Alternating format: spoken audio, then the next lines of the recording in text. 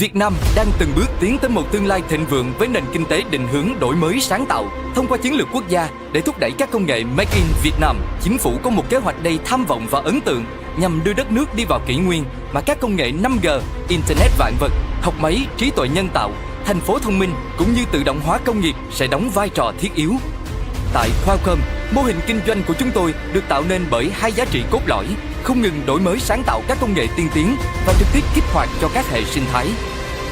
Được thành lập vào năm 2019, cuộc thi thử thách đổi mới sáng tạo Qualcomm Việt Nam QVIC được kiến tạo với mong muốn thúc đẩy đổi mới sáng tạo trong hệ sinh thái khởi nghiệp Việt Nam bằng cách xác định và nuôi dưỡng những công ty sáng tạo tiềm năng, tận dụng chuyên môn về công nghệ, các nền tảng trong lĩnh vực của chúng tôi. Đây là sáng kiến giúp chấp cánh cho bước chuyển mình của Việt Nam dựa trên những đổi mới đến từ các doanh nghiệp vừa và nhỏ của đất nước.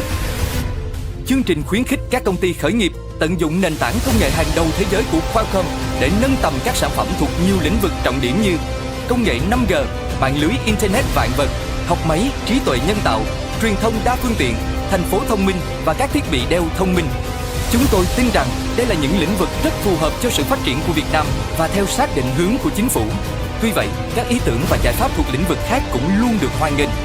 Các công ty khởi nghiệp lọt vào chung kết của QVIC nhận được hỗ trợ kỹ thuật về nghiên cứu và phát triển, huấn luyện kinh doanh, đào tạo về sở hữu trí tuệ, khuyến khích đăng ký sở hữu bằng sáng chế, giới thiệu tới công chúng, trao tặng các khoản tài trợ và tiền thưởng với tổng giá trị lên đến 375.000 đô la Mỹ.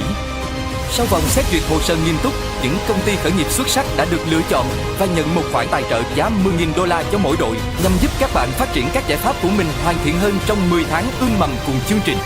Không chỉ được tiếp nhận thêm các kiến thức kinh doanh có giá trị để vận hành và phát triển công ty hiệu quả, các startups còn được đội ngũ kỹ sư của Qualcomm hỗ trợ về công nghệ và kỹ thuật và được tiếp cận với hàng loạt giải pháp công nghệ vượt trội tại các phòng thí nghiệm tiên tiến của Qualcomm tại Hà Nội. Quan trọng hơn nữa, những công ty khởi nghiệp đều nhận được hướng dẫn bài bản về cách đăng ký bằng sáng chế để thông qua đó bảo vệ quyền sở hữu trí tuệ của mình. Hành trình của những công ty khởi nghiệp tại cuộc thi thử thách đổi mới sáng tạo Qualcomm Việt Nam đã gần đi đến hồi kết.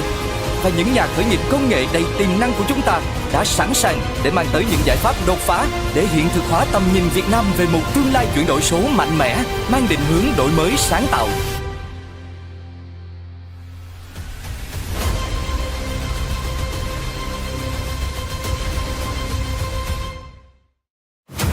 Thế hệ chúng ta đang chứng kiến sự biến đổi ngoạn mục của trật tự doanh nghiệp mới nhờ vào công nghệ.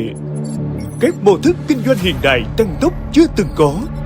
Cơn sốt AI trên bản điện phố World lan ra toàn thế giới. Nvidia soán ngôi Microsoft trở thành công ty có giá trị nhất toàn cầu. Hàng tỷ video khai mở cơ hội kinh doanh phái sinh đến mọi người, mọi nơi trên nền tảng TikTok.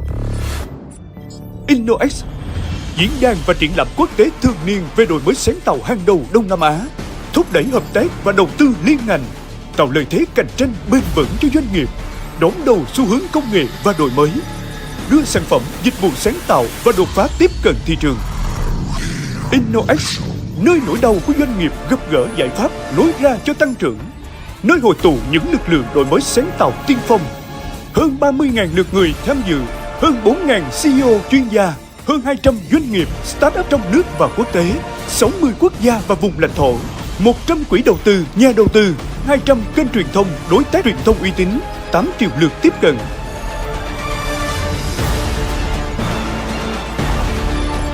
Thực hiện bởi các tổ chức hỗ trợ cộng đồng doanh nghiệp hàng đầu tại Việt Nam. Chuyến tàu đổi mới đã rời ga, đưa công nghệ vào từng khía cạnh cuộc sống, biến innovation thành lợi thế cạnh tranh cốt lõi, tăng tốc doanh nghiệp bằng động cơ đổi mới. Trong muôn vàn cánh cửa mở, bạn có đủ niềm tin tìm ra con đường sáng.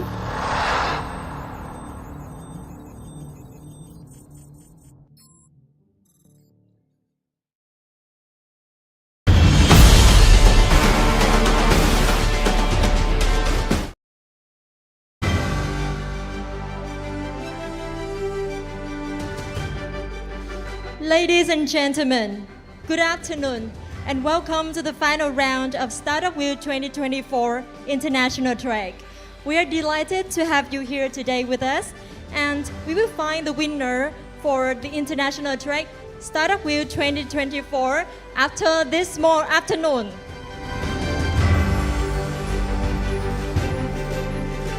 Ladies and gentlemen, Startup Wheel, established in 2013, has grown to be one of the largest and the most influential startup competitions in Vietnam and Southeast Asia. Over the past decade, we have provided a platform for thousands of startups to showcase their innovations, connect with investors, and gain valuable exposure. And this year, we received over 200 applicants from 26 countries, highlighting global interest in expanding into Vietnam and Southeast Asia.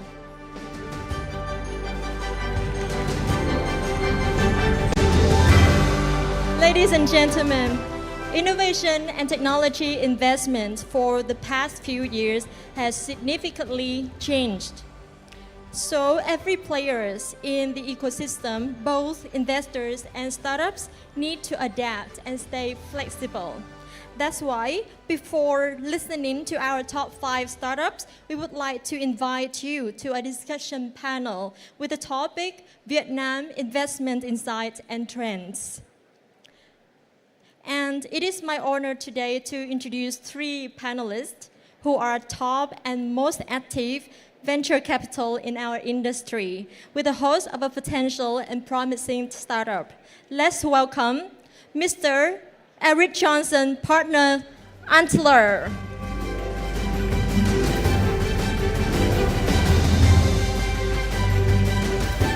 Welcome Mr. Lam Quốc Thái, portfolio and investment manager, Vina Capital Venture Capital Fund. Please welcome Ms. Hoành Thị Kim Dung, Country Director, Genesia Ventures Vietnam. And our moderator is Dr. Yên Nguyen, Chief Business Officer, Quốc. And I will leave this stage for the panel.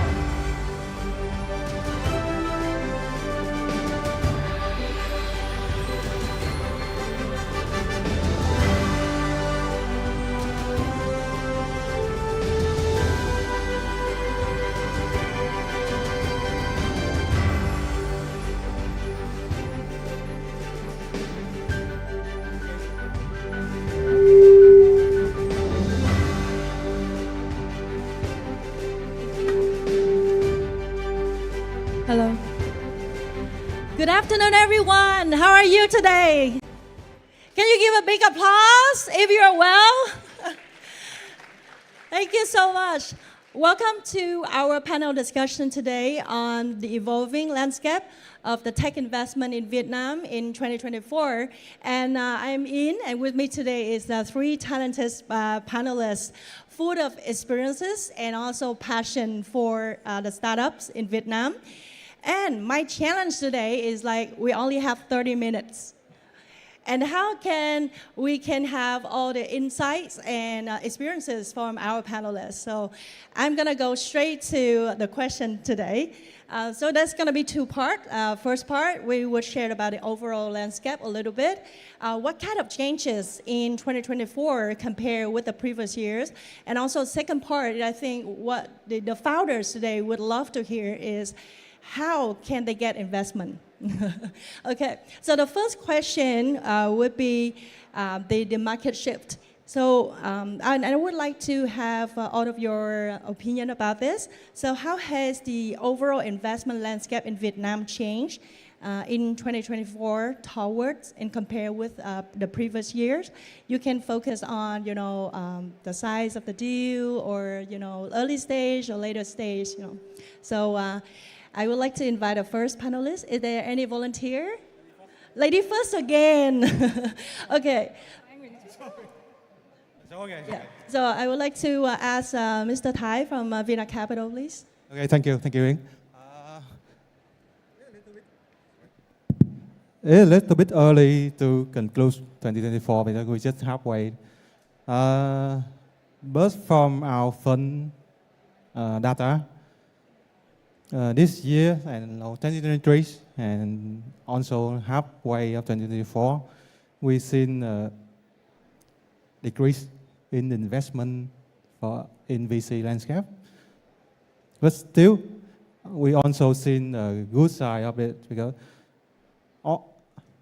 also that's a decrease in investment, but the investment made we seen that is in more like better quality startup.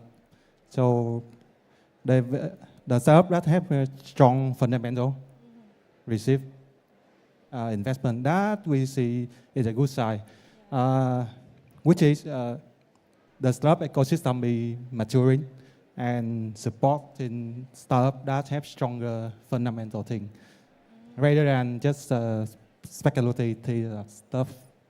That's what we've seen. Thank you so much. I always see the good side in any landscape, right? And Ms. Dung, what do you think about this? Yeah, I'm pretty much aligned with what you already said. And in addition to that, I believe that a challenging situation for all of the startups around the world, not just only in Vietnam, that is a common challenge where our startups are facing. However, take a bright side of that. I believe that startups have more motivation and determination to control their own destiny by building up the foundation, strong foundation, and not depend on just only equity fundraising from external investor. They need to look beyond than that, finding alternative source of fund to make the company more sustainable. And alternative source of fund, definitely the best one is fundamentally come from the customer. And therefore, the startup look back inside, build up stronger fundamentals, focus on the product, convene the customer in the right way, better way, especially under the very difficult economic situation, right? So the product level, the quality of the product itself need to be improved constantly. And I believe that you guys already have a lot of, you go to see a lot of product demo over there, and you can find out that a lot of innovation happened during this time. A lot of companies show a lot of much better product over years. So I believe that is really a positive signal. And our startup in Vietnam always keep fighting to build up much better product and convince over the customer to accept and happy with the product and ready to pay for the product. So I believe that is something that fundamentally should be happen much before. And we're so happy that nowadays our startup have transformed themselves in the much better way. So that is a positive thing we believe a lot. And the fundamental source of funds should come from the customer. And our startup from Vietnam, they're so aware of that, and they are now keep going with that. So that is really positive signal. I have a lot of conviction within the startup ecosystem in Vietnam. Yeah. Awesome. Thank you so much. Eric, do you have any point of view? Yeah. Okay. So I think the question was what has changed in the ecosystem. So very simple. As mentioned, stronger focus on fundamentals. So any investor look at, will this work, right? And the more fundamental retraction you have, MRR is almost a requirement now. Good MRR kind of development to even get a meeting with investors. So in a market like this, you focus much more as an investor on kind of revert to quality a little bit, maybe less moonshots. Yeah. But we're the three of us, all of us are in the business of exponential curves, not linear curves. So we still look for those kind of outliers that will make the fund, right? Mm-hmm. Awesome. So I think to summarize what you have shared is the quality, right? And going back to the fundamental, and even in a very difficult situation, there's always a positive side, and we're still focusing on our startup. Great. So in 2024, maybe not this year, maybe as Antai said, it's quite early and it's not ending yet. But recently, right, is there any sectors, subsectors that you feel like interest, that make the VC, the investor, interested the most? Yeah. What is compelling to attract you guys? Like which industries? Yeah. Eric, you want to share first? I mean, it's impossible to answer this question without mentioning AI. So we've seen the founders we work at pre-seed stage, we see them giving signal to what founders want to build today. Right. So when we launched in Vietnam 3 years ago during COVID, there was a lot of medtech ideas. Then we had a Web3 kind of episode. AI feels like such a more fundamental technology than flavor of the month type thing. Mm-hmm. So there's a lot of funds want to build in there. In Vietnam, also we see every cohort we run, EdTech is always on the top list, and then any type of SaaS business. I see more and more B2B as well. But yeah, those are the themes we see at least. Awesome. So AI and EdTech and also B2B business. And Thái, what's your fun flavor? So under Vina Capital Venture Fund, we sector agnostic, so we flexible for everything. But our core investment thesis is we focus in technology startup that can using technology to solve problem for traditional sectors in Vietnam, because you know traditional sectors in Vietnam like logistics, agriculture, education, healthcare, it contributes most of the Vietnam economy. So we focus on startups using technology that can solve inefficiency in traditional sector in Vietnam. We not limit ourselves into any specific sector. Okay. You're open to everything that can, grow and build up, right? We are dễ dãi. Yeah. Thank you. And Ms. Dung, what's your fund? Yeah, I believe that is most question that I always try to avoid to answer. The reason is very simple. We are early stage venture capital firm. We focus on investing in startup even from pre-stage, when even the company just only have the founding team, have not yet come up with the product. Or even, when we go together with our startup, we realize that everything can be changed. A lot of uncertainty happen along the way. And even the industry change. They pivot the business model, they change the product. But what doesn't change is always about the founder quality, the resilience, the adaptability is very important. So we fundamentally look in the market structure, where it's always have the stakeholder, a lot of stakeholder within the supply chain in any market, any industry, and they always have the supply side and the demand side. So the point here is that look into the market structure, where the demand is consistently increasing and the target customer are willingness to pay for the solution because they are so upset with that. On the other hand, the supply side still face a lot of limitation, which the supply cannot match effectively with the demand side. So we look more fundamental on the market structure of any industry and find out the potential company who can provide a solution, provide a product or service, can satisfy the increasing demand when the supply still faces limitation. They can unlock that limitation by the product or service. So that is a way we look at and identify our investment in Vietnam. Yeah. So follow up with a question with the point that Ms. Dung just said, like very much focusing on the quality of the founders and their competency and really what is the vision or mission they're building.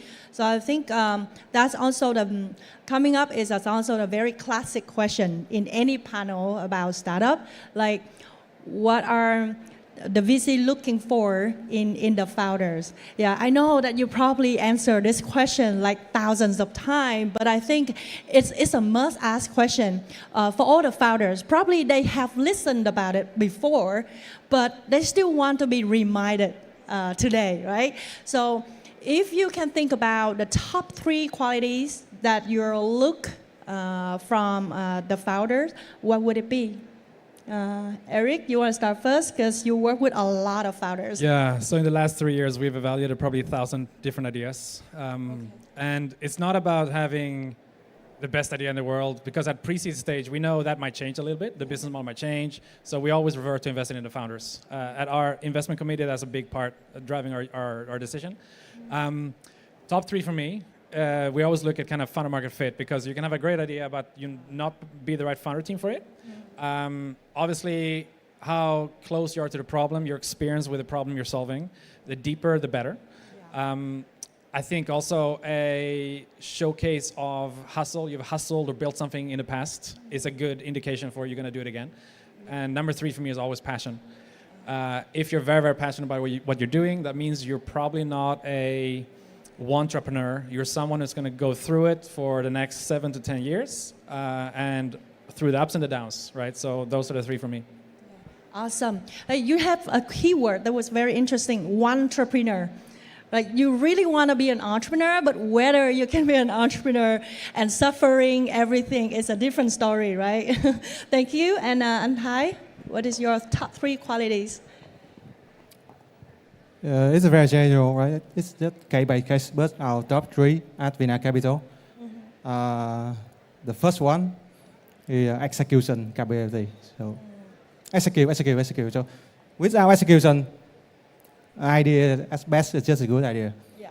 So we refer. Sorry for young people. We refer at Vietnam Capital. We refer gray hair founder. Gray hair. Okay. That came from a relevant industry. So they have been there, done that. They went through the pain, the problem. Okay. So that's what we refer. Second, we're looking for collaboration, interest allied. So because as a VC investor, we will stay with the companies for like 6, 7, or even 10 years. So we're looking for how we can work with each other. And the last one, they can adapt to changes in the market. Exactly. Yeah, beautiful. Like 6 different qualities. And of course, like Anthai said, it's really case by case, right? But those are core qualities. And Ms. Dung, you have some more. Yeah. This is the question that I love most, and I always want to answer to answer different to the previous question. Actually, I have 3 most very important criteria to identify the most potential winner in the market to invest. The first is the obsession. The second is the resilience. The last one is the speed. More detail in terms of the obsession, for sure, the startup journey is always very challenging. You always constantly receive a lot of no's from customer, from the investor, from stakeholder. So the obsession make you still keep fighting and keep finding out the best way to navigate from a lot of complexity, uncertainty to find out the best possible result. And the second is in terms of resilience, for sure, a lot of difficulty, but with the obsession and with the big why, you can still keep going, right? Resilient no matter what. Even the climate, the economic situation of the fundraising climate is very challenging and a lot of uncertainty. We do not know what would happen next year. However, we still need to keep resilient and keep going no matter what. So that is the criteria, is very important.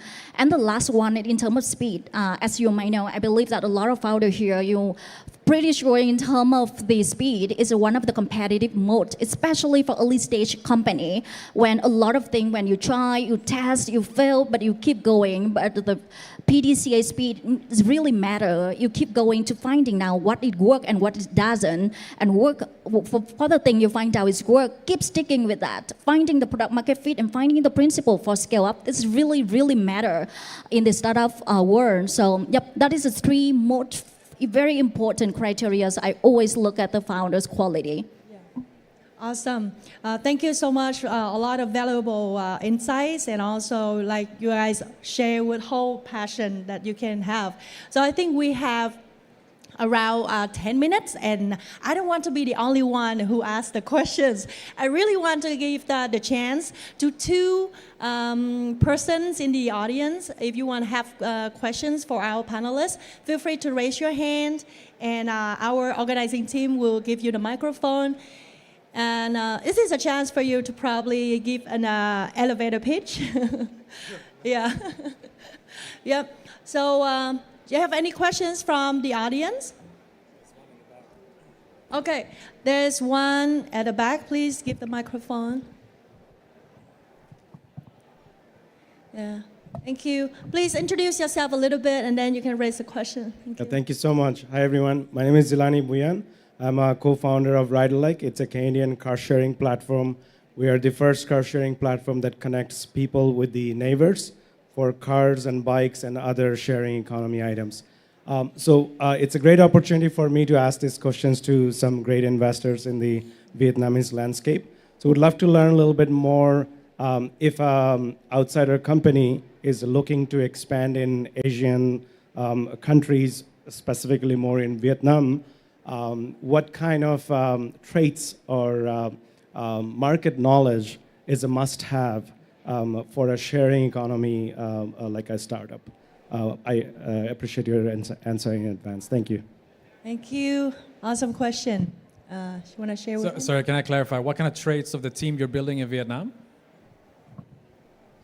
More like what kind of traits are getting to know the customers in Vietnam? Like more about people, the customers, the consumers that we need to look for. Like a market research, you can say. Yeah, so you can start first. I guess I can give first the answer to your question. Thank you so much for considering Vietnam market as one of the market you want to enter. Here's my thought about that. I believe that first of all, you really need to have a strong local partner. When you just enter to Vietnam, please have this trusted local partner who guide you, who give you a lot of unique insight that you cannot easily Google it. So it's really important. Please have a strong local partner first. And second, please hire a strong local team who have integrity, who can align with your vision, the product roadmap, and you guys have a trust and transparency. And spend more time here in Vietnam, try to go deep dive, feel the local context, and try to communicate a lot with the local people here. I believe it's really important. Okay, awesome. You have any input to help him out? Just to add, I think sometimes Vietnam is considered wrongly as a greenfield market. So if a model works elsewhere, you can come and, if it's not in Vietnam yet, you can come and implement. Vietnam is super competitive, honestly. There's usually another team, 3 other teams that work in stealth. They're doing exactly the same thing you're doing. They could do it maybe faster, quicker, cheaper. So I would heed the advice to really know your market before you get in. So, Anh Thái? Okay, that's great. Hope that you can get a lot of, different decisions or, more helpful decisions for your business. Any other question? We have one more chance for the question. Yes.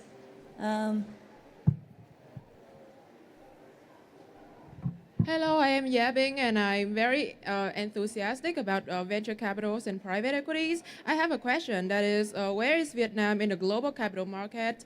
I mean, what are the features of this capital market that is different from other countries? Oh. So that is my question. Thank you. Okay. Awesome. What is the position of Vietnam?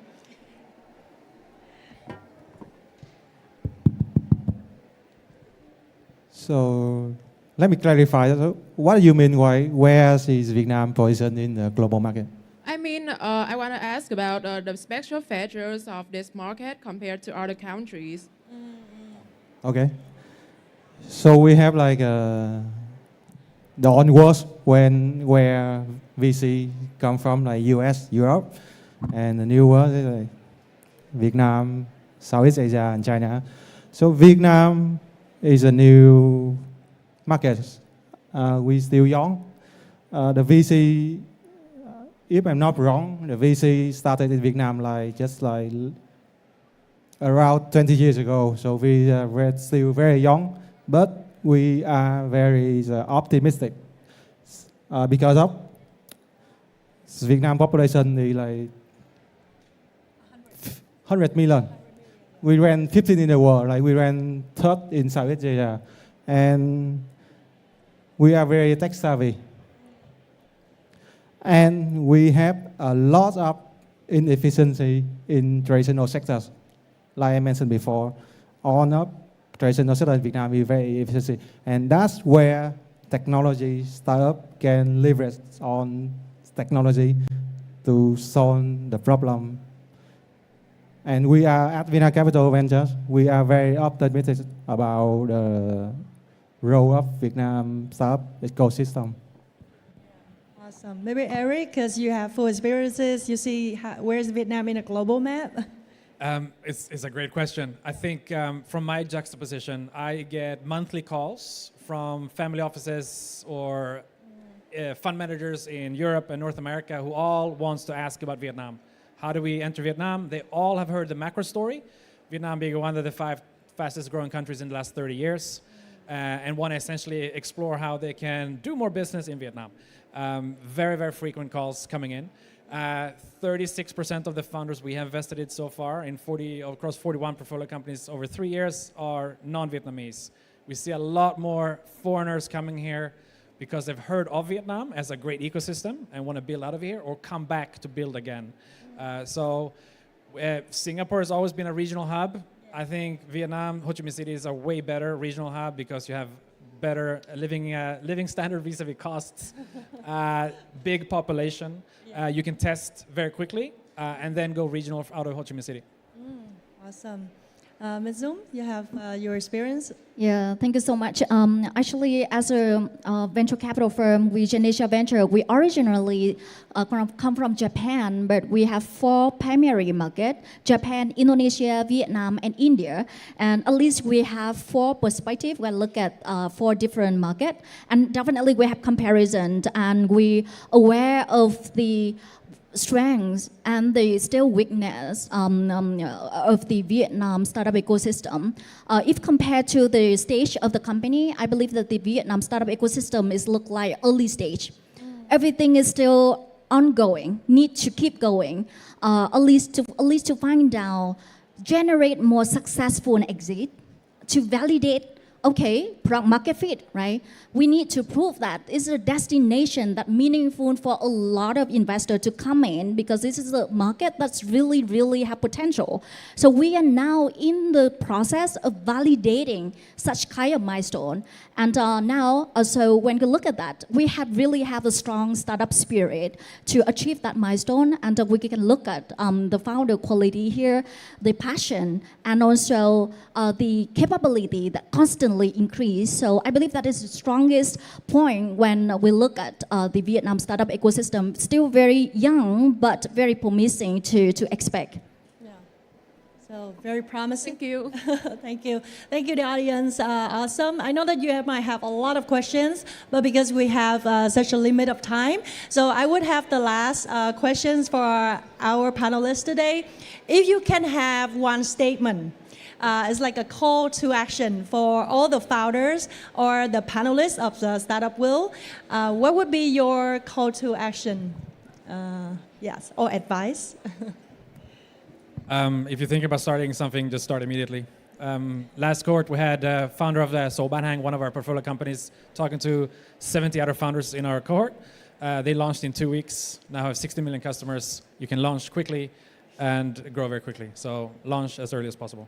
Okay. Launch and start as soon as possible. And Thai, what do you think? It's not advice, just my opinion. Right? Yes. Focus on profitability. Oh, okay. And that's the key. That's the core thing, right? Profitability. Extend your runway. Extend your runway. You give you more time. So 2 things. Giving you more time to achieve your milestone, and give you more time, your flexibility to, if you need it, call in new capital from external. And Thai is very realistic, right? Profitability and also execution. Don't dream too much. Focus on building it for real. And Ms. Dung, what is your statement? One statement, just only one. In short, keep fighting. Please, don't give up.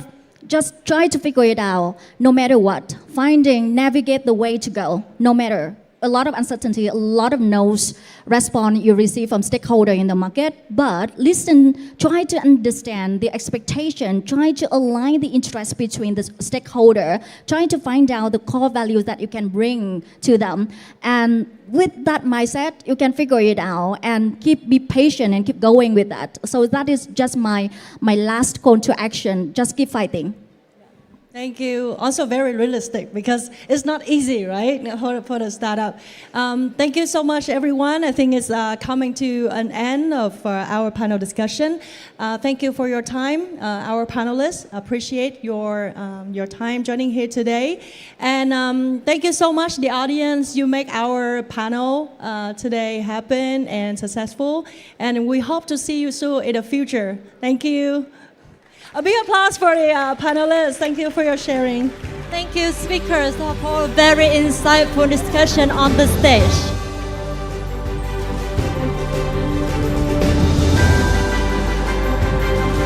Ladies and gentlemen, we hope that this discussion panel brought you more perspectives and insights from venture capital about the differences in their approach to investment and what are learnings we can take away for startup founders.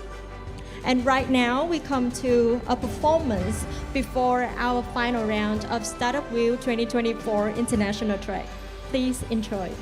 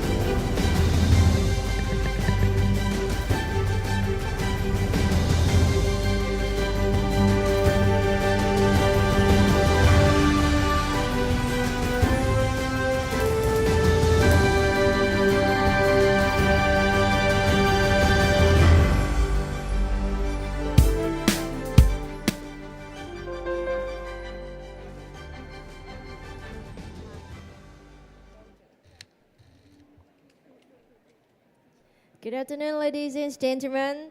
And we are very happy to see you again in this final round.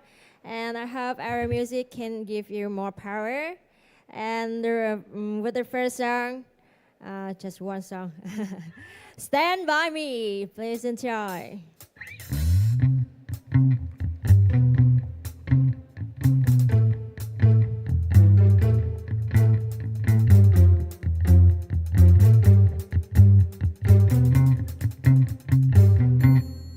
When the night has come and the land is dark and the moon is the only light we see, I won't be afraid. No, I won't be afraid. Just as long as you stand by me. So darling, stand by me. Oh, stand by me. Oh, stand by me. Stand by me. If the sky down look upon, so tremble and fall, and the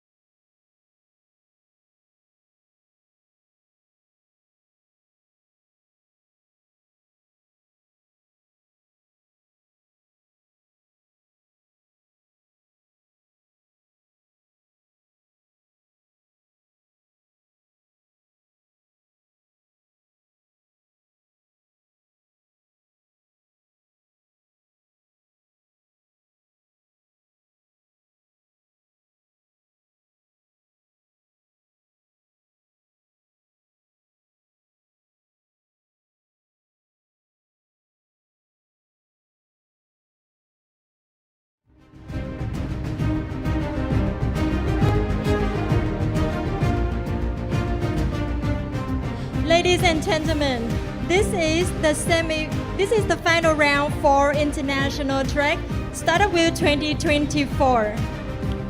In the semi-final round, our top 50 international startups presented their projects. And today, we will witness the top 5 finalists compete for the ultimate prize.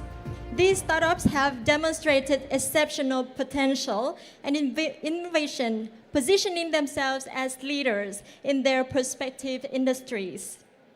This event is highlight of InnoEx 2024, organized by the Business Startup Support Center, BSSC, in partnership with the Young Business People Association of Ho Chi Minh City, and endorsed by the Vietnam Youth Federation of Ho Chi Minh City, the Department of Science and Technology of Ho Chi Minh City, and the Vietnamese Students Association of Ho Chi Minh City.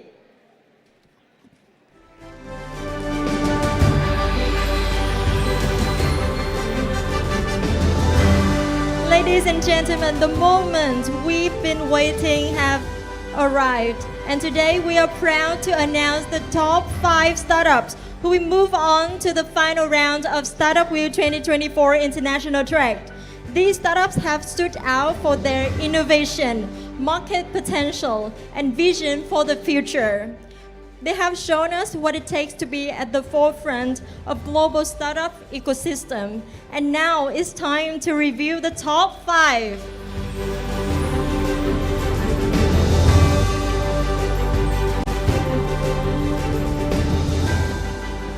Our first finalist is Lily Cover. Congratulations, Lily Cover. I would like to invite you on the stage. Wonderful. Congratulations. Now our second finalist. Congratulations. Next Retail.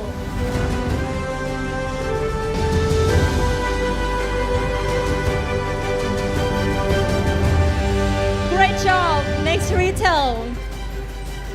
And the third finalist, Chosen Digital. Congratulations.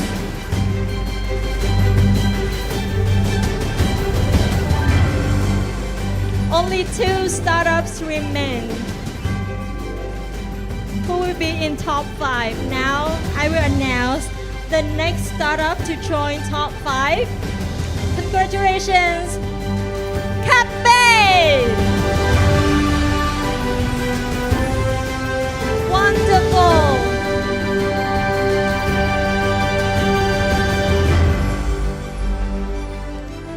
And the final startup to join top 5. Excellent team. Excellent. Congratulations, Fager! Please join us on the stage.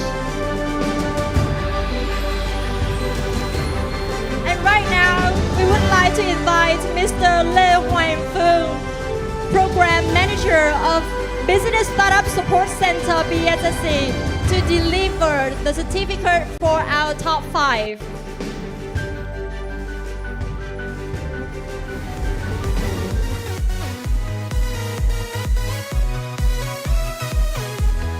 Ladies and gentlemen, let's give a big round of applause to our top 5 finalists one more time.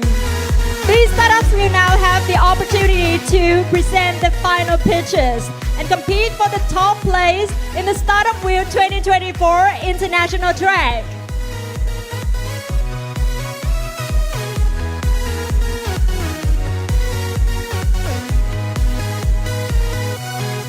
Very good job, congratulations. And please be prepared for your final presentation.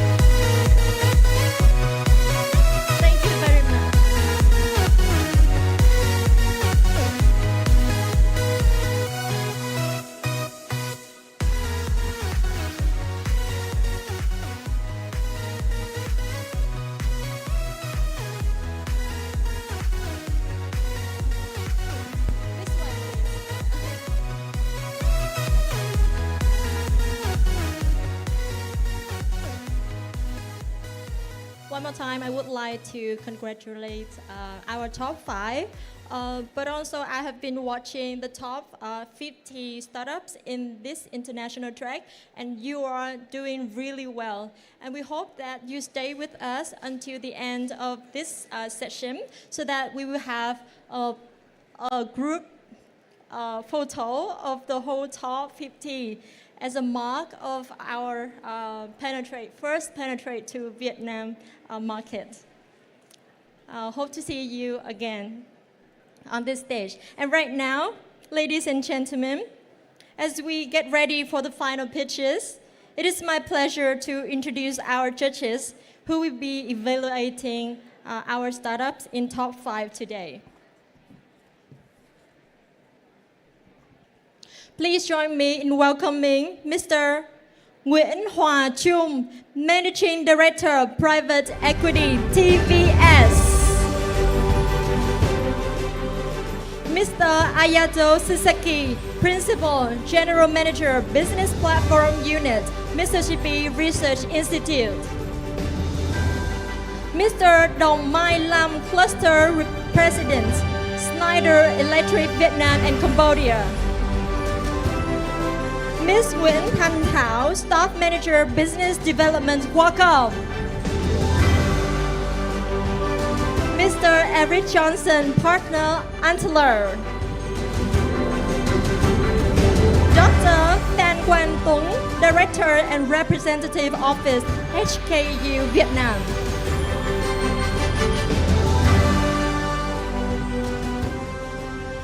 Ladies and gentlemen, as we move into the final round of Startup Wheel 2024 International Track, let me outline the format of this session.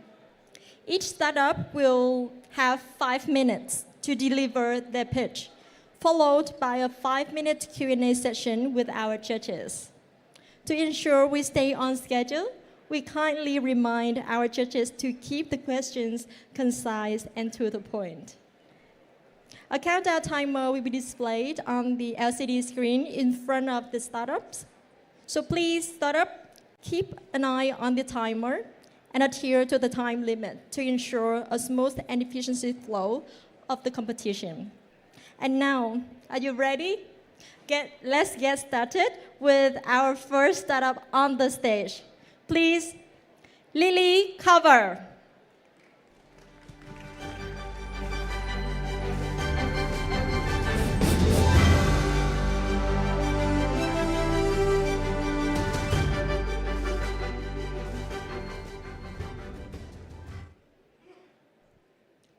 Hi, I'm with Lily Cover, and I'm very pleased to speak here. All we have different skin types because of different genetic factors, and our skin condition change according to the different lifestyle and the life habit, and most importantly, different living environment.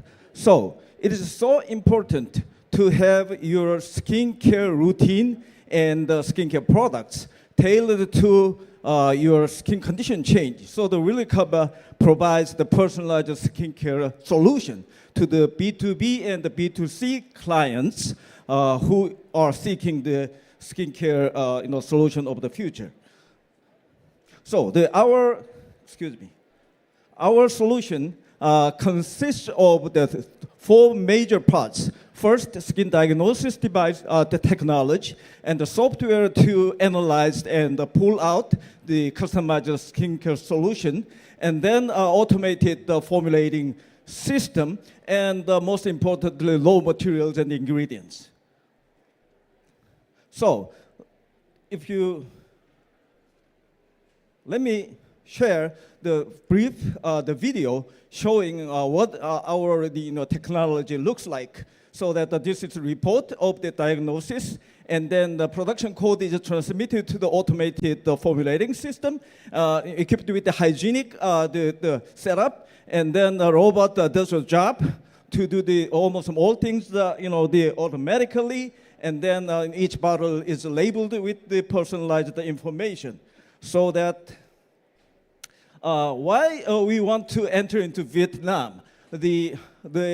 the rapid market growth, together with the rising disposable income and the recognition of K-beauty through the lively the social network service, and then strategically Vietnam is so important in the Southeast Asia with the neighboring countries, so that we can provide the overwhelmingly innovative customer experience by showcasing our automated the formulation service. And also what I'm showing here is that our existing client in Hong Kong has been very much successful in drastically reduce the payback period after they purchased the one set of our solution for the last 10 months.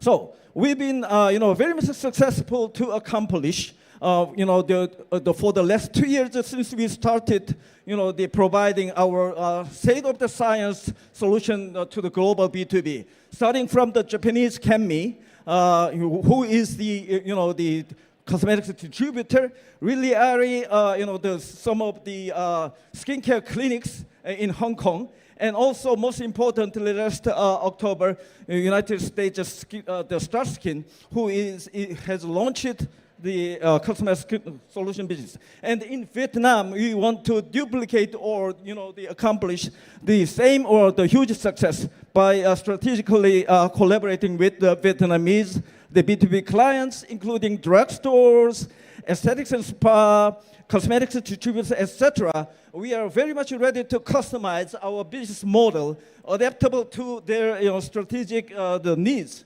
So what I like to show is that we are going to expand our existing region to EU, UK, India, etc. But most importantly, Vietnam is our first target or our first playground to approve.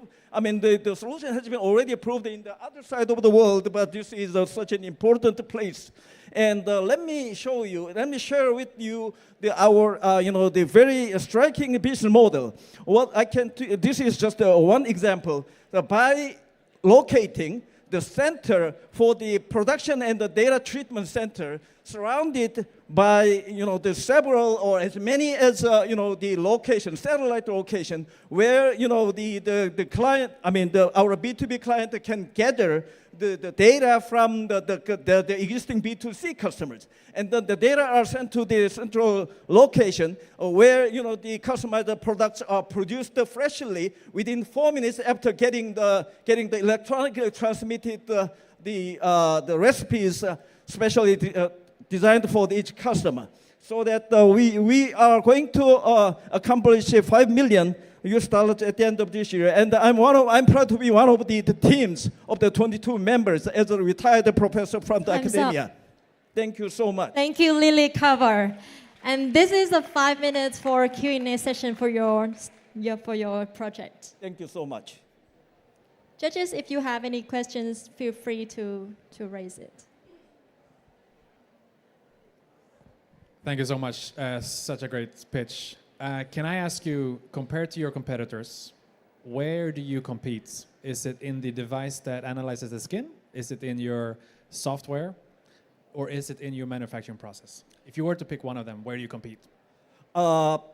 Frankly speaking, we have been competing with our rare the competitors. I mean, we've been pretty much solitary, but luckily or ironically, our competitor is, for example, L'Oreal or Estée Lauder. L'Oreal has been, investing some money to characterize skin condition, but their level of the technology is far behind us. That's why our U.S. The clients has been so much, dedicated to import the $7 million until the October 2028, and they imported the first year 5 batch of the automatic dispenser together with the 1,000 sets of skin diagnosis devices. Our skin diagnosis device is very much affordable, enough to enter the Vietnamese market as well as the rest of the Southeast Asia. And it covers 8 different factors of skin analysis. Our software is equipped with the artificial intelligence state-of-the-science algorithm to characterize the skin types as well as the formulation based on 150,000 sets of skin data gathered across all different ethnic backgrounds and the gender. And our dispenser is such a hygienic environment with the temperature control and the humidity control. And then everything is automatic using the robots and the computer and the microdosing technology and the micro pumps. Lastly, our raw material is the product with the result of our special deal with the Korean, the raw material feedstock producer or supplier named the Korean Kolma and Cosmex, who are the excellent white labeling service, so that we are competing with the lonely with the global competitions. But I think we are the top notch. Maybe L'Oreal has been pretty much picking us around, at every, the beauty fair held globally in the world. So that I like to be as humble as possible, but there is no way that I can boast over my, our company's strong points, at this place. So thank you very much. And thank you. Yeah, thank you. 2 minutes to go. Just quick questions. Is there any regulatory hurdle when you sell that product in Vietnam? Such a brilliant question, and thank you for pointing out that question. We will actually collaborate with the lawyer group to pass or to comply with the Vietnamese regulation or law, which is very much important when you enter the new market. For example, in case of EU or the United Kingdom, you have to they register with the CPMP. In case of the Chinese market, you have to register with NMPA. For example, in case of China, they have to actually assigned 5 special the markets or cities where this customized or personalized cosmetics the practice will be held. So that we are very much cooperative with the KSC Center in Hanoi, as well as Cotra Ho Chi Minh City and the Cotra the Hanoi. But we will spend a lot of efforts and the fund to to get into the Vietnamese market with the minimum the delay time and minimum the hurdles to surpass, so that we will keenly be compatible with the Vietnamese regulation to protect our Vietnamese customers from any side effects or the allergies by using our the state-of-the-art personalized cosmetics. Thank you so much. 31 seconds. You want to take it? Oh, yeah, sure, of course.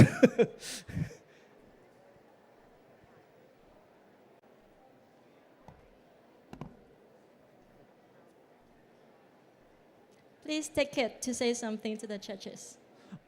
Oh, yeah, I mean, I've been with the Really Cup for the last 3 years after, retiring from the famous university in South Korea.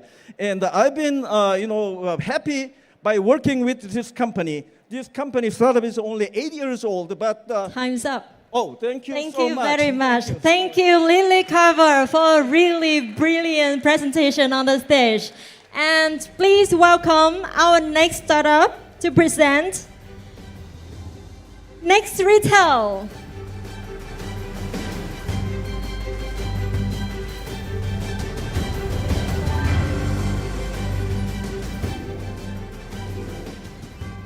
Hello, my name is James. I'm a founder of Next Retail.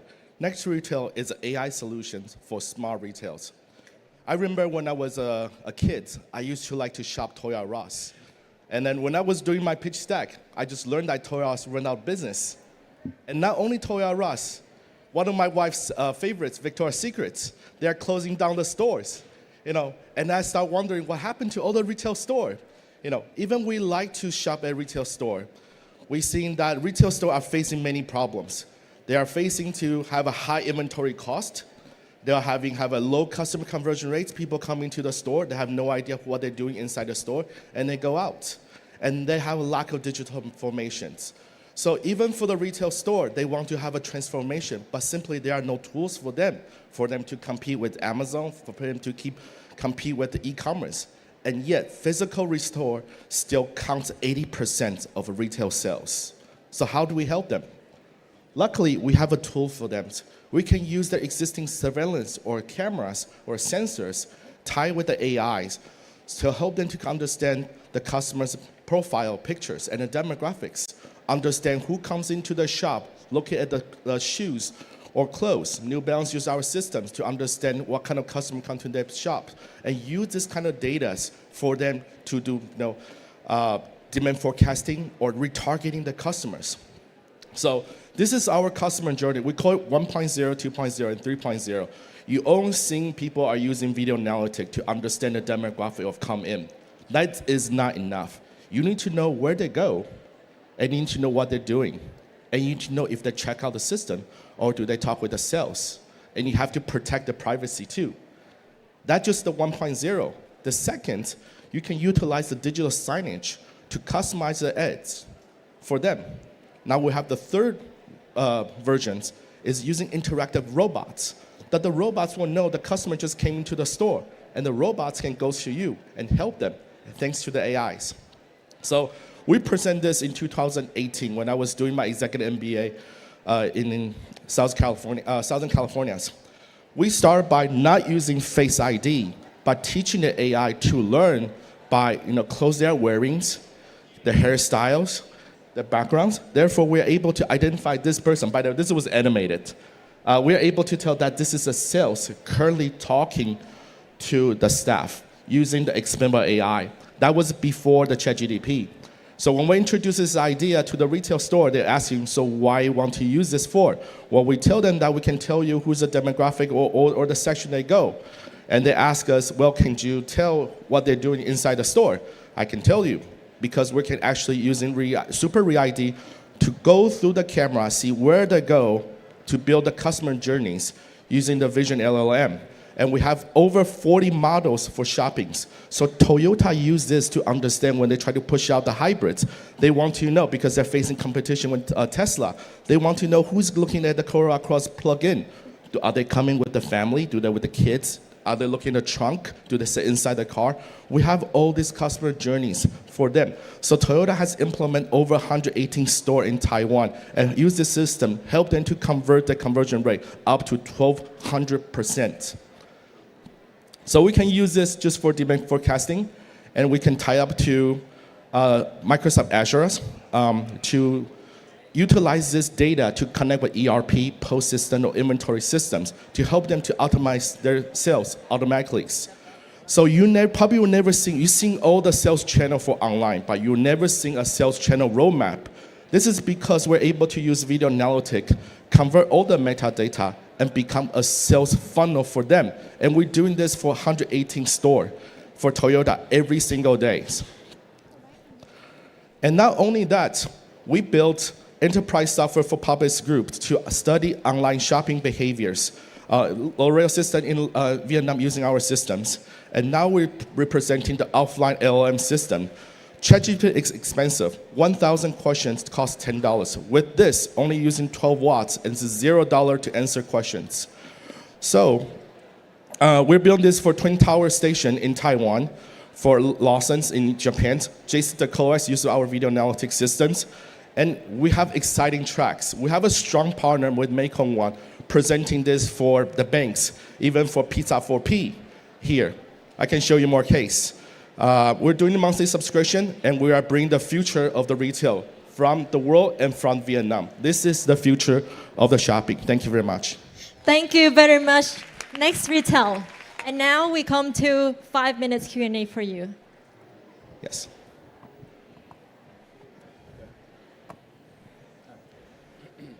Hi, thank you for a great presentation.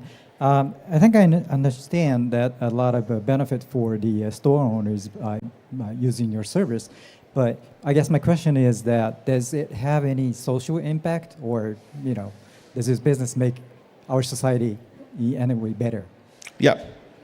So we're talking about revolutionizing the retail store, because by helping the retailer to understand the customers, they can provide better service. They can know if they're VIP or repeated customer. They have, for example, the Toyota has an app to show you the customer journey of this person, what's he doing, before he entered the store. Maybe he visit the other Toyota store. He test drive the Corolla Cross. So the sales can prepare a better materials, and a better conversions, a better service to explain to you why the person, needs a Corolla Cross, because he's showing that he brings with the kids, with the stroller, and then he can say, hey, the Corolla Cross, it has a 1,600 meter square to sorry, I have to convert the English matrix. Anyway, it fits the strollers. So it providing a better service. L'Oreal is looking at, because in different regions, the different demographic has a different preference. In the north and south, they have a different demographic and different age. So L'Oreal uses a system to understand, is this for targeting students, or is this targeting for office ladies? So they can have a better inventory and better marketing campaign for them. This was unimaginable before, because they can only rely on the post system or little sheets that the salesperson wrote on the sheets. Now it's digital transformation. We can tell you exactly how many students, under 30s come to the store in this regions. We can tell you how many office lady come to this regions, and this is how you're going to do a sales pitch. Not only that, we actually wrote a virtual assistant for insurance company, helping them to train, because they have a manual to help you to pitch to your sales. But it's a big manual, and we put it inside a virtual LLM in an app that they can practice with it, and they can sell to the people they're targeting to. Thank you. Yes. No, thank you. Very interesting solution. But I was wondering, you can talk a little bit more about the privacy and how consumers react to it, and how does it comply to regulatory rules? Yes. One of our customer, Publicis Group, they are French people. They are on our ass every single day about privacy. They ask us, how do we protect it with the GDPR? So we fulfill our needs with them. So at the beginning, when people look into AI, they were scared. They look at that, hey, I have a camera, and that's me, and then it's circling me and age and gender, and people start getting scared. That's happened 6 years ago. But gradually, when people understand, when ChatGPT came out, they understand that we can run the AI on the edge chip. They don't have to store your facial recognition features. They can be a descriptive text, such as that I don't have to tell that you 35 years your face, but I can describe as a text file saying that a 35 years old male came here today at 3 o'clock. He's looking at Starbucks cups. He's looking at Teslas. So when it's become descriptive, people feel more comfortable. And this is because the power with the efficiency improved. We can run everything on the chip, turns into this biometric data into a metadata and protects them. So that's why how we are able to convince the L'Oreal system using our system. Thank you. Thank you. I think your AI makes me younger than I am, but thank you. Okay, so actually I think the retail industry is experiencing tough time, not only globally but also in Vietnam. So how can you penetrate Vietnam market in the coming time? Right. I totally agree with the panel saying. Just three advice.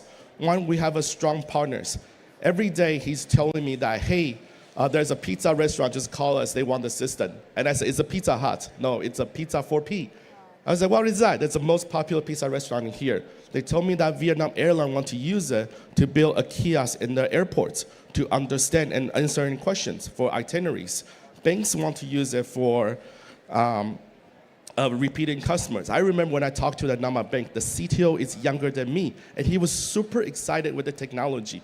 Vietnam's not only showing the demonstration of the growth, this is how we practice our prototype and test it, and we even presented to the United States that we did this in Vietnam. That's why we're super excited. Thank you. Thank you. Thank you. Next retail. And we believe that through the exhibition area, our judges will have contact with the startups, and they will visit the booth, the startup booth later, and get to know them more after this session. Thank you very much. Next retail, and let's welcome on the stage our next startup, Chosen Digital.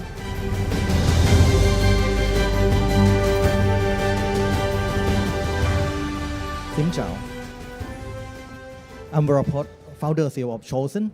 We believe in green, we believe in electric vehicle, but bigger than that is energy that we can combine or aggregate the huge energy to be like gigawatt energy, that we can control the loads and control and use the electric as the trade. Actually, we are our startup in Thailand. We are the first place winner of national awards. We are the first place winner of Delta Mutual Fund. We are also the first place winner of Startup Connect, and also Shark Tank Thailand winner, and also global finalists from Japan, France, Singapore, Taiwan, and also from Malaysia. This is on media that we are going on the TV and also from the newspaper and also from the national stage. EV is growing so fast around the world, but when you see about EV number, actually the bigger than that is energy that is take a lot of loads to the system. The problem is a huge energy that charging one EV is like turn on 5 aircon as minimum. This is the lowest one. When charging many EV together, it can create a peak to the system. The problem is infrastructure like the transformer or electric cable didn't design for this load before. It could be overloaded and the electric shut down for the whole area. So we need to upgrade everything since the transformer, electric cable, meter, everything is a huge investment, like $1 trillion investment for the globally. It's like this. When it's overloaded, it can burn like this. Actually, most of the transformer have the gap. The standard is about only 20%. But EV can make it more than 50% in a few years, maybe 1 or 2 years only, that can make it happen everywhere. So the number is interesting because 500,000 transformers need to be replaced only in Thailand. But around the world, it's more than that. It's much more than that. But our solution, we connect many chargers, all types of chargers, no matter of the brand, no matter of the protocol, no matter of even the no communication chargers, and connect to the sensor of the transformer as well, and connect to the government, SCADA data as a B2G. We connect to the government as well to control, and connect to the many hotels, condos, and buildings as a B2B. So we can control by our AI to optimize the load and control the loads, and also can trade the energy as well. This is our solution. Instead of replacing the infrastructure, but we use the AI to be smarter way and much lower cost. This is our solution that we developed for 5 years, and we have the IP for this, and also many of the global awards, that we can be the load aggregator and can be the virtual power plants. By not using the software or anything, so everyone is charging to be the fully load like that, but by using only the software, by not investing anything, just to do the AI to lower the load so up to 70%. Another problem is all the charger, mostly they control only their own, like Tesla, control only Tesla, Schneider, control only Schneider. And another one is a Chinese standard that cannot communicate with anyone. There's a different protocol. So everyone manage their own, but cannot aggregate as a whole system. But for us, we can aggregate no matter of the brand, no matter of the protocol. So actually the Chinese and the global, actually they not combine in the future as well. This is our solution that we have every data from the loads and from all the EV charger with many brands, and we can use the AI to control it by our smart way. This is how we can aggregate many of the brands inside the only one platform. And bigger than that is the home chargers. That is even no communication chargers. So it is never happened before, even in the world, because mostly no communication charger cannot do anything, no data, no management. But we have the special module to put inside. This is the first time in the world that we control everything, not just only one brand. Bigger than EV, we expand our solution to be on other energy as well, like solar, like panel, and digitize many kind of energy. We like to be energy modernization platform. This is our projection that we going to be huge in 5 years, to be 40,000 to be billion. This is our already installed in many big buildings, condo and hotels, and many high stage And also, we already have many MOU and many pilot projects. We meet the government in Thailand, also in Malaysia, and many in Hong Kong and in Laos as well. Our team have more than 20 years experience in IT and also in the energy field. We are also be the advisor for the government of Thailand to be the energy side. Thank you so much. Thank you, Chosen Digital. And this is your Q&A session. So, first of all, thank you for a very interesting idea addressing the problem of the energy transition. And I think this is a very interesting idea. First question, what is your differentiation factor compared to many other energy management software that we're having today? Yes. And very secondly, good. what is your business model to market this solution? Yes, we are different because we can customize. Most of the big brand, actually, they control only their own brand. But we can customize all the brands, and mostly they have different protocol, especially like Chinese standard and also European standard, a global standard. They are using different one. But for us, we can communicate all of that. Like WeChat and WhatsApp is different one, but we can combine everything of them. This is our unique features, first time. And also our business model, because we can control everything by our platform, the energy has the value. Every time we can lower and control energy, we get the transaction fee because government will give the benefit to the users. And the users get the benefit from the government by our platform. We get a transaction fee every time for that. So how do you address the, talking about Vietnam market, Yes. right? Who will be your main customer? The biggest one is the government, but it's a B2G. But actually, we have many big properties developer as well in Thailand as well, like the hotels, like the buildings, like the condominiums, village as well. We have B2B and B2G, but B2G is the biggest. And we have many B2G in many government already. But we like to come to Vietnam as well. Thank you. 3 minutes to go. You mentioned on one of the slides that anyone can be our customer. Yes. Because individual houses connect to the national grid. How does that work, though? I don't understand how load balancing would work for them. Yes, okay. Actually, they already have the charger in their home, maybe bundled for free from Chinese EV car. But actually, they have no communication. Mostly in Thailand as well, it's a cheap charger without communication. We have the spatial module connecting them to be able to see the data and can control. But on the building as well, on the building they have that pain point that if more and more EV, they have the capacity limited, that they like to have the spatial AI to control like me.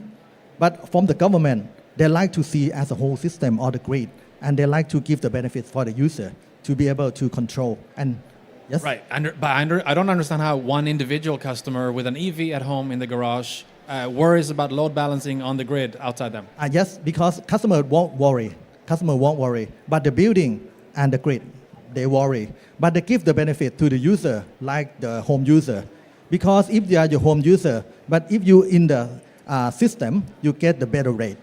Actually, mostly in Thailand, it's like half price. If you get to the system, you get a half price. So this is a way why they consent to use it. It's a win to everyone. Okay, just a quick follow-up question. Does it require like a battery, or how does that do the load balancing exactly? No, just the software. Because we can send the command to the any kind of chargers to let them lower the loads as our command. But we see as a whole system, like now is a combined aggregate like a 100 megawatt. If the government or the building like to have the 85 megawatt, so we can lower as our demand. Yes. Sorry, what is the average ROI for the investment? Actually, it's about 3 years ROI. Yes. Can you talk about the traction or the progress you're talking with the government? Now we have the traction mostly on B2B, No, but on B2G is Sorry, I'm talking about Vietnam market. Right? in Vietnam is frankly we are still new in Vietnam, but we went to many countries already. But in Vietnam we're looking for a partner. But today I talked to many partners in Vietnam that they're interested to bring me to Vietnam. Right. You still have time. Please take it. Yes, actually, EV is surely coming. And the growth of EV make a lot of problem with the energy. This is a very rare solution in the world. We believe in green, but we believe that the energy is the biggest thing that we can be one of the global leader for this, because the world is changing so fast, and now is most of the big brand, they never think about customization. Thank you so much. Thank you so much, Chosen Digital. And please welcome on the stage our next startup, Cafe.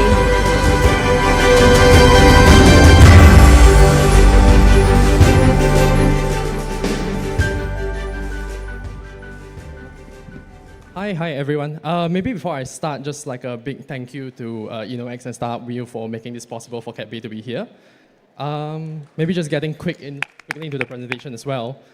Basically, CapBay, what we are is we are a fintech that specializes in financing primarily for SMEs. Similar to what the Startup Wheel and InnoEx hope to achieve. What we hope to achieve is providing or promoting these SMEs by offering them financing as well. I think maybe I can start with why Vietnam in the first place. So primarily what we've noticed is that from the SME financing gap, we've noticed a very large financing gap that's been growing throughout the years. This is probably, from what we've known, this is probably due to traditional lenders not being able to finance banks, not being able to be financed by banks.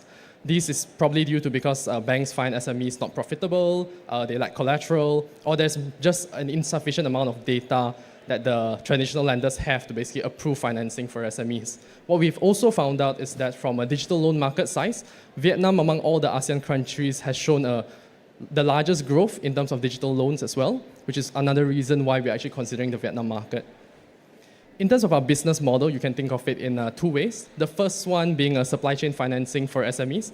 This, we feel supply chain financing, we feel is just a more traditional, a more sustainable form of financing.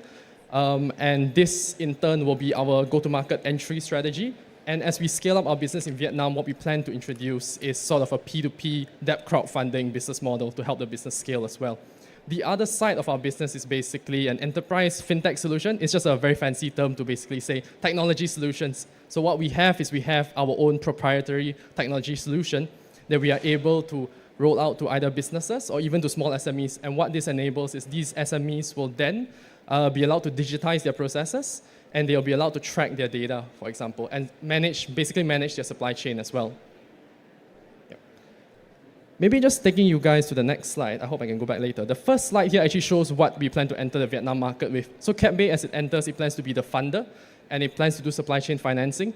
In this sort of model, what we envisage is that CapBay itself as the funder, providing financing upfront to these SMEs, instead of these SMEs having to wait for their buyers to pay them back in terms of invoice financing. These SMEs probably will have to wait 60, 90, maybe up to 120 days to basically get payment on their financing. What CapBay does is CapBay gives them upfront financing while at the same time allowing these buyers to maintain their payment terms. So after the expiry of 60 days, for example, the buyer then pays back CapBay. What we plan to scale up in this model is basically what you see behind me is a P2P debt crowdfunding model, similar to what we have in Malaysia. What this happens here is that CapBay then becomes the platform operator. On one hand, you have the borrowers. These are SMEs, people that need financing. And on the other hand, you have funders. What we have in Malaysia is we have institutional funders, we even have retail funders. These guys basically pump in money to CapBay, and they basically help finance SMEs through CapBay's digital platform. And how this, we envisage this growing in Vietnam is that this is a very good way for us to basically scale the business in Vietnam by not relying on our own capital, but basically having external capital as well to finance SMEs. This, very quickly, just taking you guys through the digital technology platform that CapBay has. Typical of any technology platform, what you can expect is that this platform for SMEs and small businesses, what it does is it's a digitized onboarding process. What SMEs do is that they register for an account, they come onto the platform and they make a financing request. Because all this is on a digital platform, what happens is these SMEs will basically be able to request for financing faster. Maybe I can just quickly cover the value props as well. So value props for CapBay, what we bring to the Vietnam market is we bring tailored supply chain financing products coupled with our achievements in supply chain financing from what we've done in Malaysia. So in Malaysia as well, what we are is we are the #1 supply chain financing platform in Malaysia. We're also the fastest P2P platform to have financed over 1 billion ringgit, while also maintaining a default rate of 0.1%. To date, we have actually funded over $700 million US, as well as the numerous awards that you see over there as an accolade of what CapBay is and what CapBay stands for in supply chain financing. The other value propositions that CapBay has as well is our cross-border capabilities. CapBay is currently present in Malaysia, Singapore, and Thailand. And what we hope to achieve is we hope to tap into the trade corridor between these countries, basically helping the countries where we are present in expand to Vietnam, as well as helping facilitate the import and export trade through Vietnam. And I guess the third value proposition as well is our digital platform. What that allows is basically this digital platform is developed proprietary in-house and is customizable to businesses looking to actually digitize their supply chain financing platform. I will use the next slide to quickly take you through our leadership. So our leadership is comprised of youthful individuals with the innovation, but we also have seasoned ex-bankers with over 30 Thank years you, of CapBay. Your time is up. And here we come to your 5-minute Q&A session.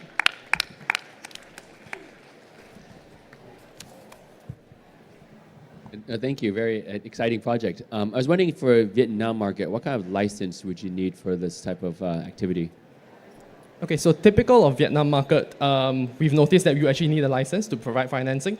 What we hope to achieve is a twofold kind of strategy process. For an initial market entry, what we're exploring an offshore lending model from our company in Singapore to basically finance upfront and basically create a clientele base for us. The second prong of our approach is that from what we've noticed in the Vietnam market, there is a P2P license that's currently being contemplated by the central bank. This is currently still in the policy stage, but what CapBay aims to achieve is that once this license is rolled out, we plan to be the pioneers to apply for this license and take what we've done in Malaysia and basically roll it out to Vietnam as well. 4 minutes to go. So impressive, what did you say, 0.1 default rate? Yes, in Malaysia, that's right. Great. What do you expect that to be in Vietnam? Okay, so what we've seen compared to Malaysia, Vietnam, the credit, so what we do is we actually rely on traditional and non-traditional forms of data to do our credit assessment. For traditional forms of data, Vietnam is still a bit nascent at the moment compared to Malaysia, so we do expect a slightly higher default rate, but that is also expected of going into a new market simply because you need to actually put skin in the game to actually understand the market, understand the players here, how they operate. And we also do anticipate that the SMEs here may behave differently from Malaysia. So potentially how to mitigate that is that we might actually want to bring in local talent, local sales talent, for example, to basically help us understand the SMEs' repayment terms, how the SMEs basically function over here and how they behave. 3 minutes to go. Actually, I believe it is very innovative business model. But I just wonder, have you investigated about the Vietnamese policies for fintech company like you to enter the market?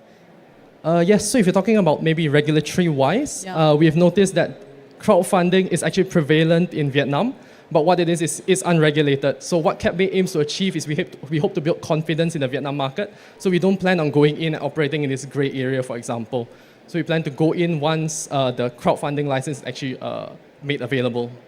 Okay, thank you. What's the interest rate that you plan to charge customer here? So I can't give a definite interest rate, but how our interest rate is generally calculated is it's based off our cost of funds. So for example, when we expanded to Singapore and Thailand, our cost of funds there ranged from about 8.5 to 9%. So we do need to actually stack it up slightly higher than that. 2 minutes to go. Any question from the judges? If not, please take it. 2 minutes is yours. 2 minutes. So maybe just, I'm not sure if I can go back. Oh no, I can't. Yep, I didn't really manage to speak about our management earlier, but I guess from our management's point of view, what we hope to achieve is that when we first started in Malaysia, it was a very innovative, very youthful crowd. But similar to what I've heard in the talk earlier, we do have a lot of grey-haired individuals currently standing in our management. What they are is they do provide that level of sophistication, that level of compliance, risk mitigation. So if you see the first and second column there, Dato Sri Mokhtar is basically an ex-lawyer who is actually on the panel, chairman of many Malaysian listed companies, whereas Jasmine is actually a senior ex-banker from HSBC with over 30 years of experience. The other three directors behind me, what they do is they actually provide the innovation. They are the ones that basically come up with the business models, come up with how we hope to achieve in the Vietnam market. Maybe just a slide on that maybe I didn't manage to cover as well. Yeah, for this slide as well, maybe you guys might have been wondering what is actually different from our supply chain financing model compared to other companies, for example. How do we finance SMEs but maintain a low default rate? So one of the things that we found in the Malaysian market is that rather than approach hundreds of SMEs individually, what we do is we go to the corporate buyer, the paymaster, for example, and we say, hey, we want to do a program with you guys. So rather than approaching 100 small SMEs and having the risk spread out through 100 guys, we approach one large corporate buyer, and that corporate buyer in turn will then refer us to the SMEs. But what comfort this gives to the financier like Cap Bay is that through invoice financing, the buyer will be able to verify that, yes, I have requested an invoice from these sellers, and therefore I will pay them at the end of the day. So that's a differentiating factor between our supply chain financing model compared to others. Thank you very much. Thank you, Cap Bay, for finishing your presentation. And right now, we welcome our final startups on the stage. Please, Figure.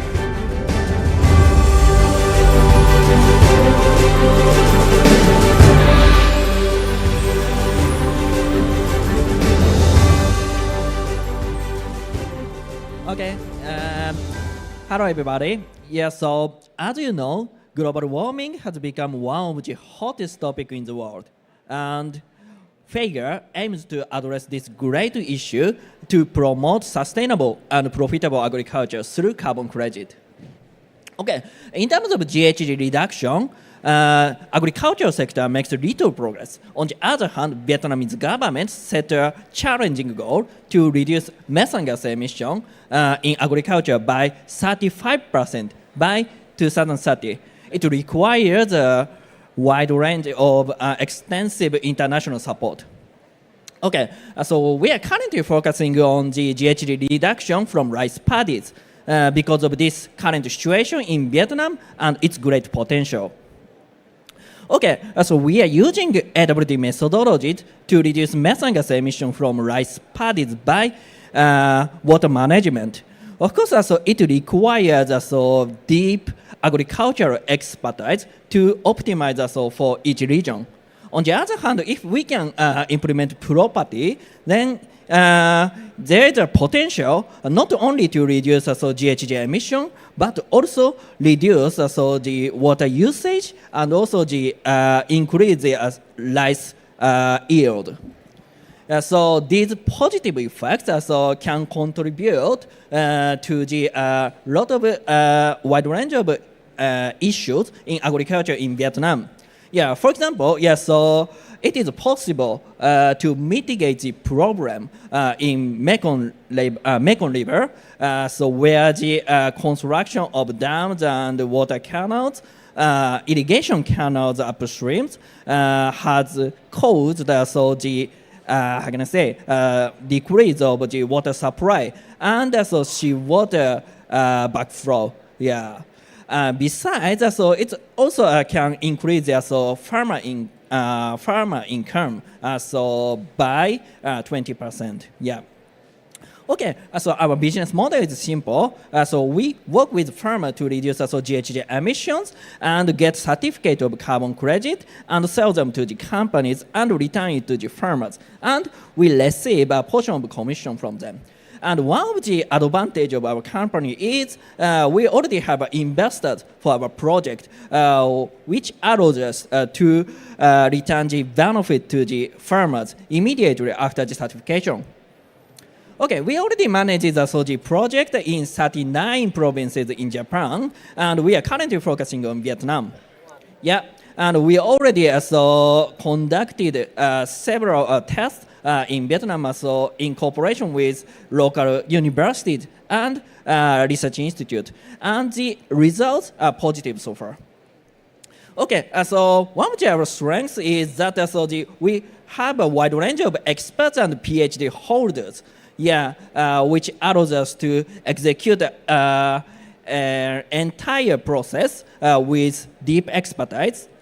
And also, so we can develop the high-quality carbon credit by having the experts of international carbon credit market, and as so we represented Ministry of Agriculture in Japan at COP28.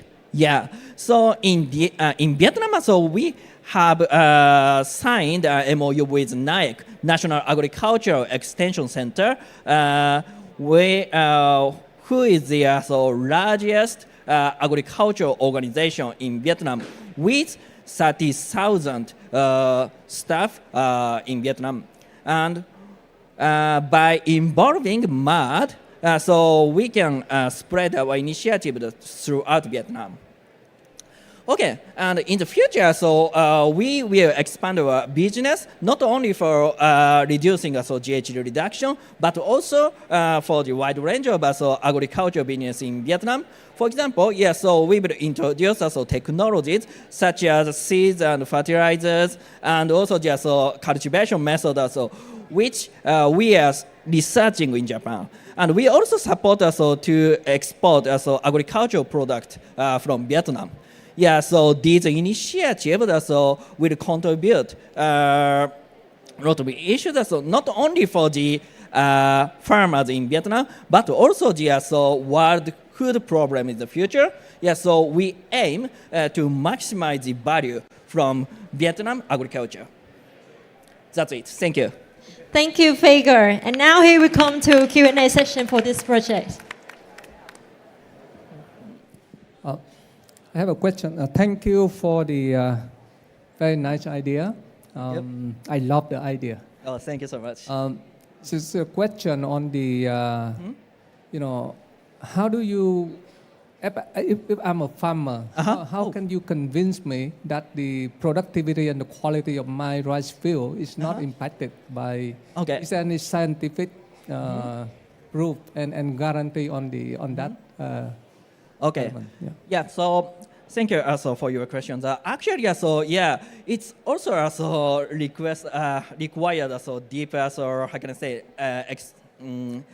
knowledge about agriculture. This is because every region have different methodologies of cultivation. Yeah, so that's why we collaborate with National Agriculture Extension Center. It means Quinnon. In each regions. Yeah, and firstly, we research the actual agricultural cultivation method in each region, and we discuss how to, utilize this AWD methodology in each region. Then, we, take proving test first in each region to, implement these AWD methodologies and checking the GHG reduction and also the yield effect. Yeah, so then if the result of this the proving test is fine, then we will we will expand the farmers. Yeah, so it's around 100 or 200 farmers as a test. Then if they are no problem for the yield, in that case we can start the project. Yeah, so that way we will prove one by one. Yeah, so for each region. Yeah, so that way the every farmer can trust us. Yeah. Thank you. Yeah, thank you. Very interesting, very exciting. I was wondering, is there a particular farm size that's required? Because when you get a certifier to register the carbon credit in the UNFCCC MRV systems, right? They can be quite expensive, right? So question one is there a minimum size farm? And second question is, how do you monitor to maintain that the farmer will adhere to that standard over time? Yeah. Okay, thank you so much. Yeah, so actually, you are right. So if in terms of this the carbon credit project, we need minimum size. It should be just more than 3,000 hectares or 4,000 hectares or something like that. Yeah, so that's why it's very difficult to apply by the how can I say, individual farmers. Yeah, so that's why we are discussing with that Department of Agriculture and so rural development in each provinces. Actually, so we are discussing with more than 20 provinces of so that in Vietnam. Yeah, and also we how can I say, discuss where we can how can I say, implement our project. And then we collaborate with the actually district level of that. Then we have how can I say, implement projects in each provinces. Yeah. Thank you. 1 minute to go, please. Thank you for the great presentation. I also like your idea, both in theory and POC in Vietnam too. Yep. I guess maybe related to the last question, but regarding to the carbon credit, how can it be so sure that you can receive the carbon credit itself? Yeah. You know, even after all these effort, and then is there any risk that you may not get the carbon credit? Okay. Yeah. So actually, we the biggest advantage of us is we have a collaboration with NIAC, National Agricultural Extension Center. They have a staff more than 30,000 staff in Vietnam. And they also have, how can I say, a lot of office in each region. Yeah, so that's why we collaborate with the staff, and this National Agricultural Extension Center staff will monitor the how can I say, actual method, and they take a picture and send us. Then we will check it, and also we will double check the how can I say, satellite data. Then we will apply for the carbon credit. Yeah. Thank you, Faker. Thank you so much. Your presentation marked a conclusion for the final round of Startup Wheel 2024 International Track. Thank you. Thank you a lot. And the result of Startup Wheel International Track will be announced at 5:30 p.m. at the forum stage. And right now, ladies and gentlemen, we would like to invite our top 50 startups together with our judges to join us on the stage for a group photo. Please, everybody, please join me on the stage for a group photo. This is not a moment to celebrate the incredible journey. Not only the moment to celebrate the incredible journey you have all been, but also a mark for our friendship, collaboration, and your potential to expand into Vietnam market. Please everyone come forward and take your places on the stage.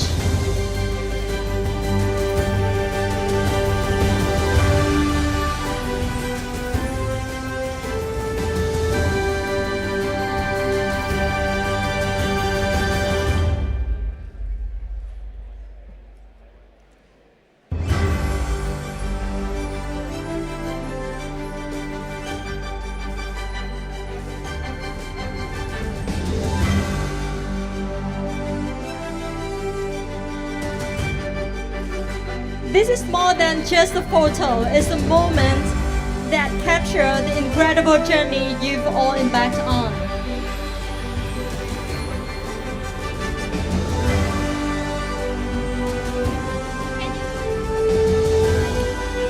Can you put thumbs up or like this for the photo? Awesome.